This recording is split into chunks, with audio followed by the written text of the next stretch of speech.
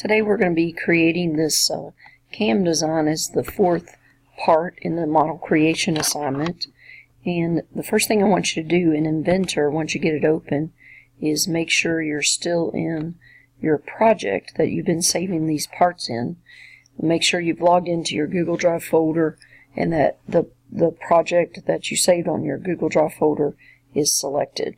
So mine is called Model Creation. I just named it the same as the assignment. We went through that in a previous video. If you need help with that, let me know. Alright, go ahead and click either here, you can click New Part, or you can click New up here, and then Standard Part, and click Create. And we'll get started on this, this part. This part has lots of arcs, but we're going to use a trick where we're going to use a circle and then trim out the part we don't need. I tend to find that easier to do than creating arcs. So back in Inventor, we're going to start a sketch on the XY plane. And the first thing I'm going to do is create this large circle at the bottom. Notice the radius of the arc is 1.25.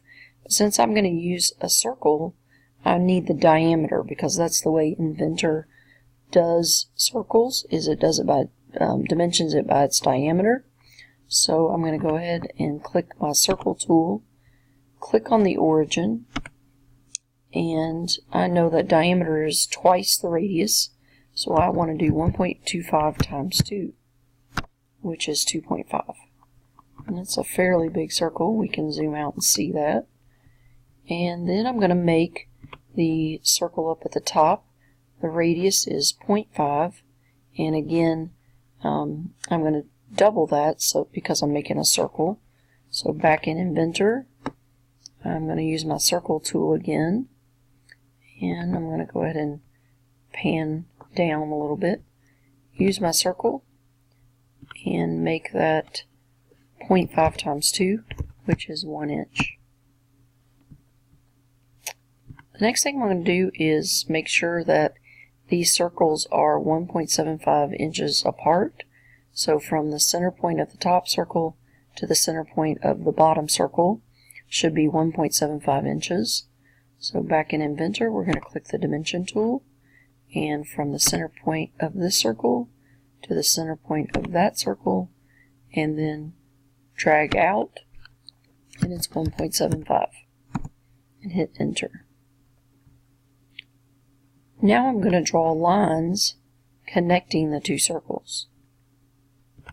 So use my line tool. You can just click anywhere on this circle and click anywhere on this circle.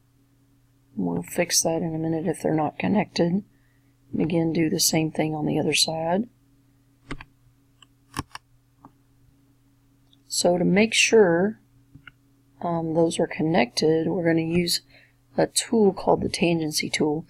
Before I do that, I want to make sure that both of these points are vertical to each other. I think they are because they look like they're on the y-axis, but if you happen to not put them on the y-axis, there is a vertical tool. It's right here on your constraint panel.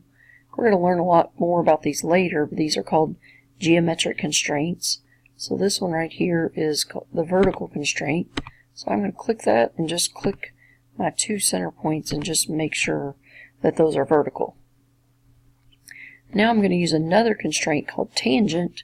What tangency is, if you hover over that, you can see that tangency is it constrains a curve at one point to a line. So I'm going to click this line in this circle and the line again in the bottom circle. Do the same thing on the other one. So this line, top circle, this line, bottom circle. Notice how everything's blue. That means it's all connected. Last thing we want to do is trim out the parts of the circle that we don't need. So you just click your trim tool and trim this part and the same thing on the bottom one. And then if you notice on our drawing, we have a square here in the middle that is 0.125 tall by 0.125 wide.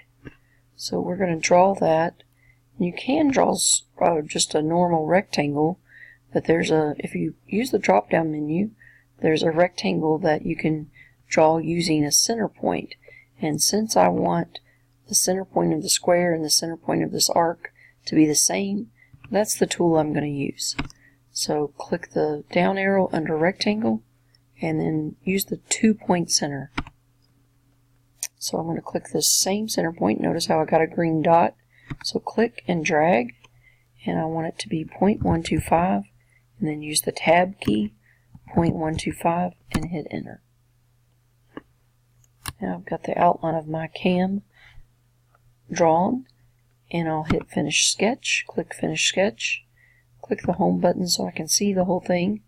Now I'm ready to extrude that. The extrusion will be 0.125, so it's relatively thin. So click extrude. Notice I could extrude just the square, but I really want to extrude everything but the little square in the middle.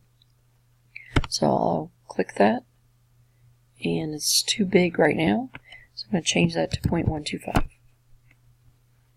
Once you get your cam drawn, then you'll want to save that, and it should go right to the folder where you have that project.